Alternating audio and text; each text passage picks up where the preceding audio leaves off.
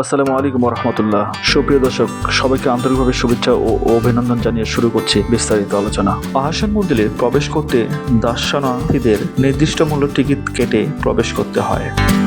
2021 তারিখে অনুসারে 12 বছর কম বয়সী শিশুদের প্রবেশ টিকিট মূল্য 10 টাকা, প্রাপ্তবয়স্কদের জনপ্রিয় টিকিট মূল্য 40 টাকা, বিদেশি পর্যটকদের প্রবেশ টিকিট মূল্য 500 টাকা, সার্কভুক্ত দর্শনার্থীদের জন্য 300 টাকা। প্রতিবন্ধীদের আহসান মঞ্জিলে প্রবেশ করতে টিকিট কাটতে হয় না।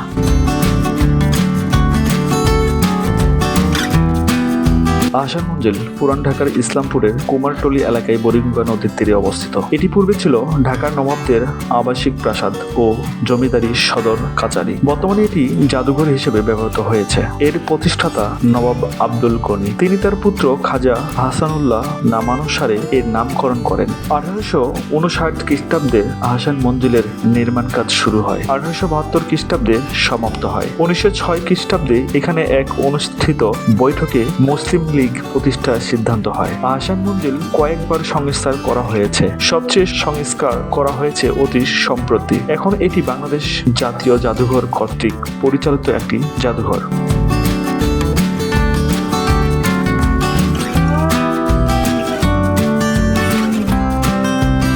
আহসান মঞ্জিলের ইতিহাস 10 শতাব্দীর মাঝামাঝি সময়ে জামালপুর পরগনার জমিদার শেখ এনায়েতুল্লাহ আহসান মঞ্জিলের বর্তমান স্থানে রঙ্গমহল নামে একটি প্রমোদ ভবন তৈরি করেন। পরবর্তীতে তার পুত্র শেখ মতিউল্লাহ রঙ্গমহলটি ফরাসি বণিকদের কাছে বিক্রি করে দেন। বাণিজ্যিক কুঠি হিসেবে এটি দীর্ঘদিন পরিচালিত ছিল। এরপরে 1830-এ বেগম বাজারে বসবাসকারী নবাব আব্দুল গনির পিতা খাজা আলিমুল্লাহ এটি ক্রয় করে বসবাস শুরু করেন। এটি বাসভবনকে কেন্দ্র করে খাজা আব্দুল গনি মার্টিন অ্যান্ড কোম্পানির নামক একটি ইউরোপীয় নির্মাণ ও প্রকৌশলীয় প্রতিষ্ঠানকে দিয়ে একটি মাস্টার প্ল্যান তৈরি করান, যার প্রধান ইমারত ছিল আহসান মঞ্জিল। 1859 সালে নবাব আব্দুল গনি প্রাসাদটি নির্মাণ শুরু করেন, যা 1872 সালে সমাপ্ত হয়। তিনি তার প্রিয় পুত্র খাজা আহসানুল্লাহ নাম অনুসারে এর নামকরণ করেন আহসান মঞ্জিল। এই যুগে নবনির্মিত প্রাসাদ ভবনটি রঙ্গমহল ও পুরাতন ভবনটি অরঙ্গমহল অন্দরমহল নামে পরিচিত ছিল। এই 88 সালে 7 এপ্রিল প্রবল ভূমিকম্পে পুরো আহসান মঞ্জিলে ব্যাপক ক্ষতি সাধিত হয়। ক্ষতিগ্রস্ত আহসান মঞ্জিল পুনর্নির্মাণের সময় বর্তমান উঁচু গম্বুজটি সংযোজন করা হয়। পুনর্নির্মাণ ও মেরামতের জন্য রানীগঞ্জ থেকে উন্নত মানের ইট আনা হয়। মেরামত কর্ম পরিচালনা করেন কৌশলীয় গোবিন্দ চন্দ্র রায়। সে আমলে ঢাকা শহরে আহসান মঞ্জিলের মতো এত জমকালো ভবন আর ছিল না। এর প্রাসাদ গম্বুজটি শহরের অন্যতম উঁচু চূড়া হওয়ায় তা বহুদূর থেকে সবার দৃষ্টি আকর্ষণ করত।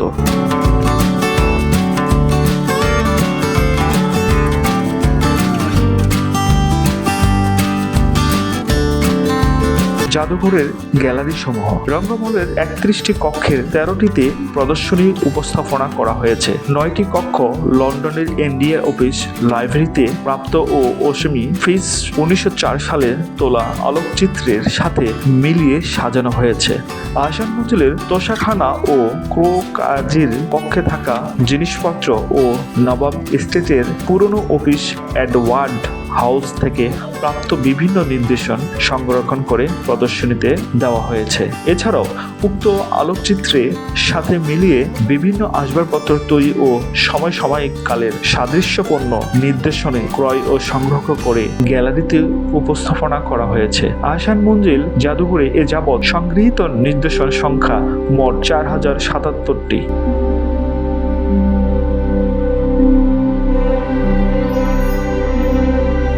আহসান মঞ্জিলের নিচতলায় পূর্বাংশে অবস্থিত কক্ষটিতে ভবনের সংক্ষিপ্ত ইতিহাস, সংস্কার পূর্ব ও পরবর্তী আলোকচিত্র ও পেন্টিং প্রদর্শনীতে প্রদর্শিত হচ্ছে। এছাড়াও আছে তারজালি কাজের তৈরি প্রাসাদের একটি মডেল। প্রাসাদ ভবনের সাথে জড়িত উল্লেখযোগ্য ঐতিহাসিক তথ্যাদি এখানে তুলে ধরা হয়েছে।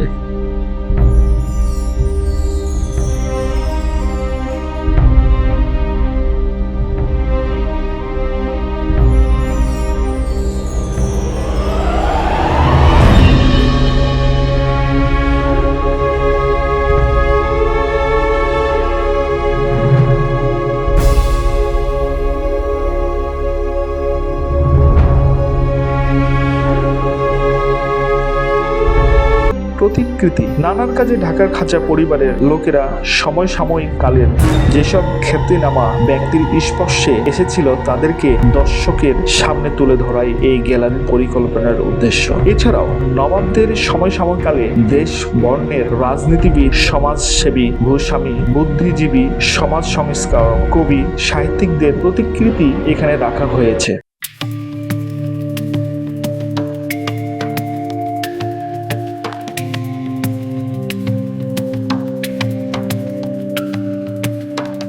এই কক্ষে প্রদর্শিত চেয়ার, টেবিল, ফ্যান ও লাইট ফিটিংস সহ ফিটিংসগুলো মূল্যায়ন রূপে তৈরি অথবা সংগৃহীত হয়েছে। এখানে প্রদর্শিত বড় বড় আলমারি, আয়না, কাঁচ ও এর আদি স্থাপত্য বৈশিষ্ট্য বিবৃতিতে রূপ আলোকচিত্রের মাধ্যমে প্রদর্শিত হয়েছে। এছাড়াও আছে প্রাসাদের ব্যবহৃত কাঠ গ্লাসের ঝাড়বাতি ও তেজসপুত্রের নমুনা।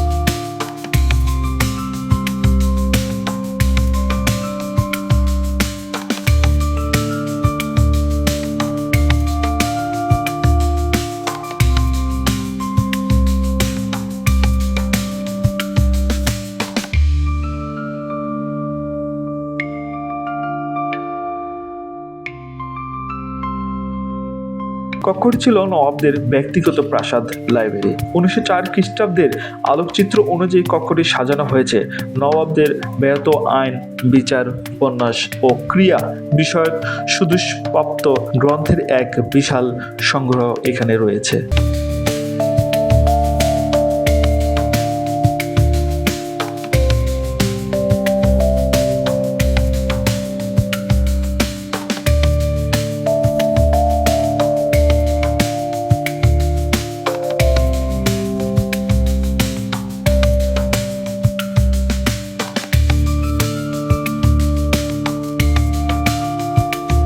আহসান মঞ্জিলের ডাইনিং রুম, নবাবের আনুষ্ঠানিক ভোজন কক্ষ, লন্ডনের ইন্ডিয়া অফিস লাইব্রেরিতে সংরক্ষিত 1904 সালে ফ্রিজ কাপের চীনামাটির জিনিসপত্রগুলো প্রায় সবই আহসান মঞ্জিলের প্রাপ্ত নবাবের ব্যবহৃত মূল নিদর্শন।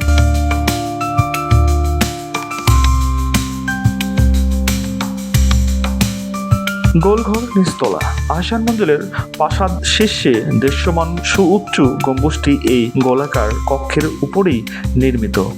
দক্ষিণ পশ্চের নিচে থেকে বারান্দায় পেরিয়ে এই গোলাকার কক্ষ দিয়ে দোতলার উঠা নামার জন্য নির্মিত ব্যাহত কাঠের সিঁড়িতে যাওয়া যায়। হাতির মাথায় কঙ্কাল সহ এই কক্ষে প্রদর্শিত ঢাল, তরবারি, অলঙ্কৃত কাঠের বেড়া ইত্যাদি আহসান মঞ্জিলের প্রাপ্ত নবাবদের মূল নিদর্শন। বাংলার স্থাপত্য এরূপ বৈশিষ্ট্যমণ্ডলীতে কাঠের সিঁড়ি সাধারণ দেখা যায় না।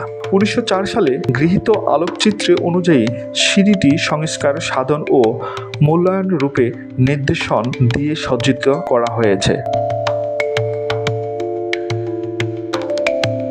নবাবের পরিচিত। ঢাকার নবাব পরিবারের স্বনামধন্য ব্যক্তিদের পরিচিত এই গ্যালারিতে স্থান পেয়েছে। প্রতিকৃতি এই লাইফ সাইজ তৈলচিত্র প্রদর্শনের পাশাপাশি তাদের সংক্ষিপ্ত জীবনী এখানে তুলে ধরা হয়েছে। এছাড়াও এই গ্যালারিতে ঢাকা নবাবদের কাশ্মীর বাসী আদিপুরুষ থেকে সাম্প্রতিক কাল পর্যন্ত বংশধরের বিভিন্ন শাখা প্রশাখা দেখিয়ে একটি বংশ তালিকা প্রদর্শিত হয়েছে।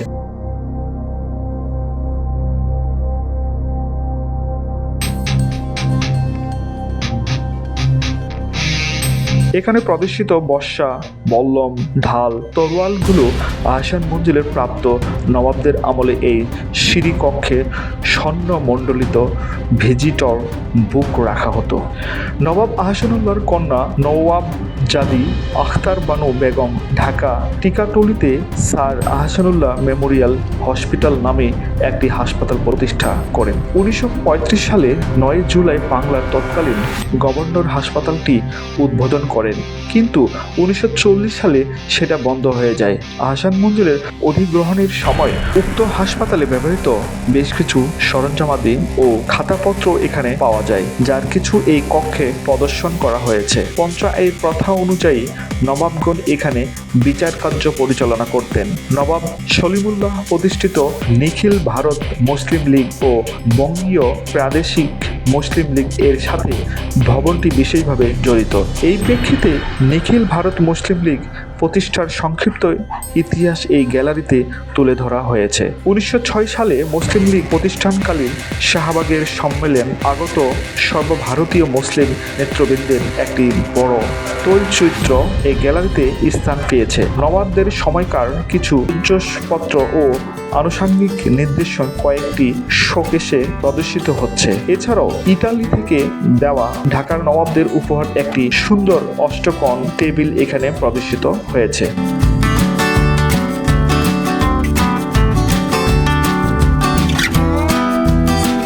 বিলিয়ার্ড কক্ষ 1904 সালে তোলা আলোকচিত্র অনুযায়ী মূল্যায়ন রূপে billiard table, light fittings, sofa ইত্যাদি তৈরি করে কক্ষটি সাজানো হয়েছে। দেওয়ালে প্রদর্শিত নবাবদের আমলে বিভিন্ন জীবজন্তুর শিংগুলো এডওয়ার্ড হাউস থেকে সংগৃহীত। পাশাপাশি ঢাকা নবাবদের ইনডোর খেলাও যে বিশেষ পৃষ্ঠপোষক ছিল, প্রাসাদ অভ্যন্তরে এই কক্ষটি তার প্রকৃত উদাহরণ।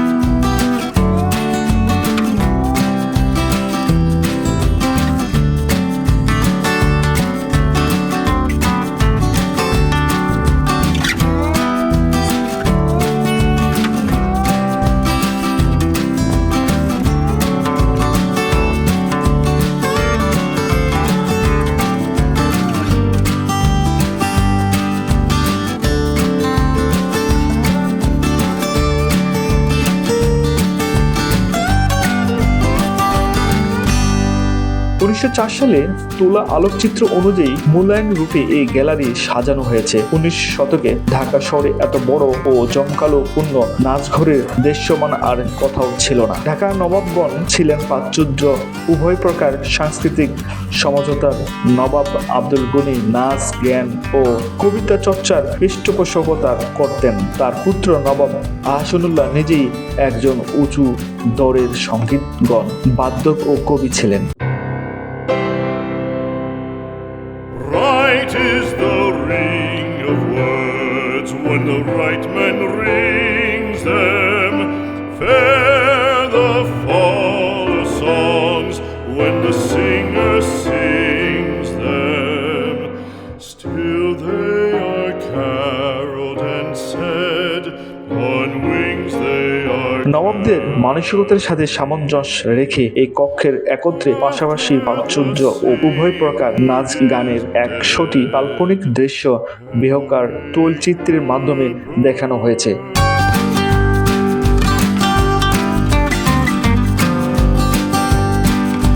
নবাব সলিমুল্লাহ স্মরণে নবাব স্যার খাজা সলিমুল্লাহ বাহাদুরের প্রতি বিশেষ সম্মান দেখানোর উদ্দেশ্য কক্ষটিতে সলিমুল্লাহ স্মরণে গ্যালারি হিসেবে সাজানো হয়েছে। সলিমুল্লাহর ছোটবেলা থেকে বিভিন্ন সময়ের আলোকচিত্র ও তথ্যাদি দ্বারা এই গ্যালারি সাজানো হয়েছে। এছাড়াও নবাব সলিমুল্লাহ ও নবাবের ব্যক্তিগত অফিসিয়ালি ব্যবহার্য দ্রব্যাদি এখানে প্রদর্শন করা হয়েছে। এই কক্ষ দিয়ে নবাব পরিবারের সদস্যগণ আহসান মঞ্জিলের পূর্বাংশের রঙ্গমহল থেকে গ্যাংওয়ের মাধ্যমে পশ্চিমাংশের যাতায়াত করতেন।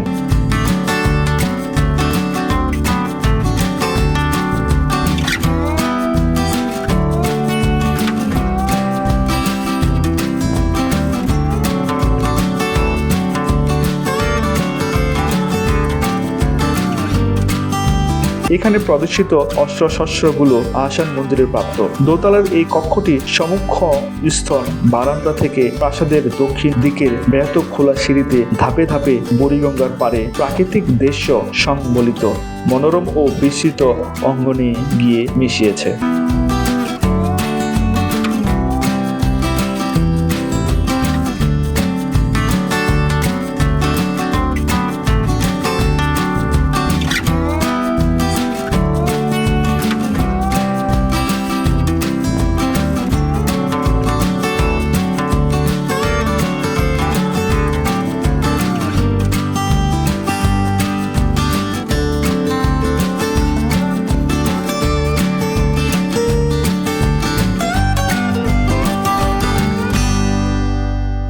প্রাসাদের শীর্ষে দৃশ্যমান সুউচ্চ গম্বুজটি এই কক্ষের উপরে নির্মিত। এই কক্ষটি কেন্দ্র করে পুরো রঙ্গমহলকে দুটি সুষম অংশে বিভক্ত করা যায়।